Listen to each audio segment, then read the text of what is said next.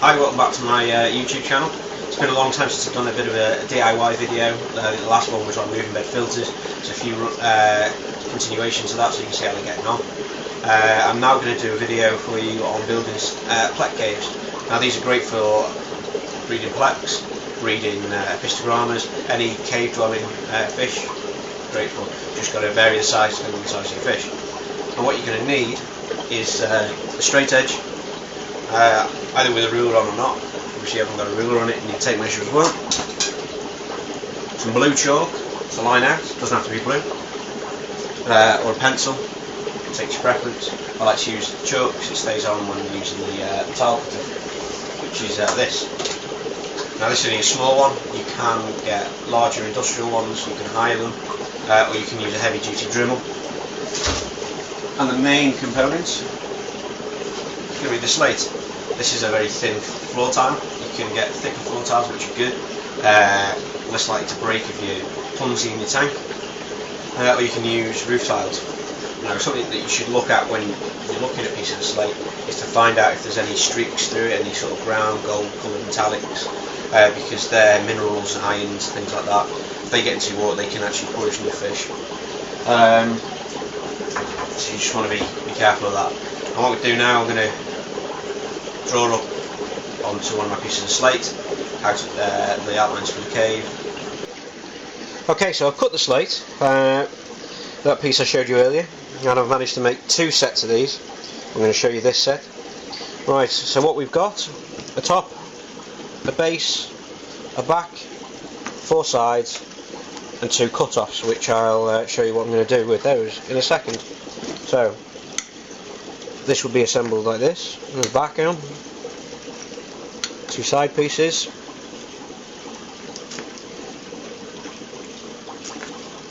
and then the two centre pieces.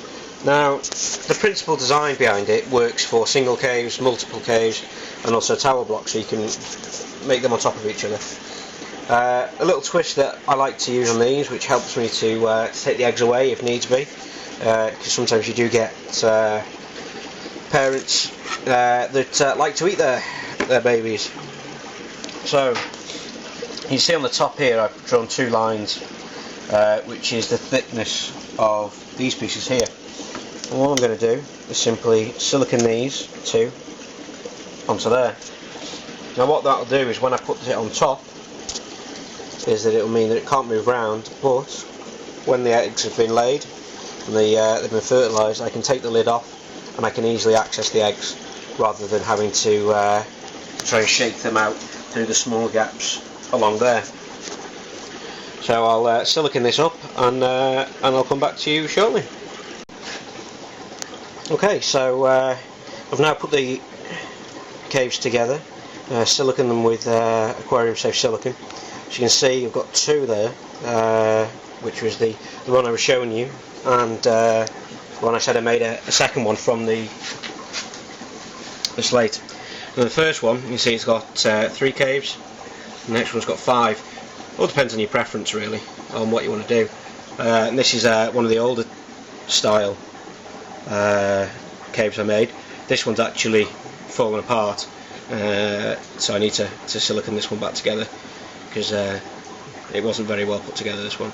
Now you can have a little porchway on it if you want to. It's all, say, personal preference. Now if I lift this up you can see now what I was doing with the bits underneath. So by putting that on there, it stops when the fish are in there, knocking it off. The same with this one, knocking the lid off, sorry.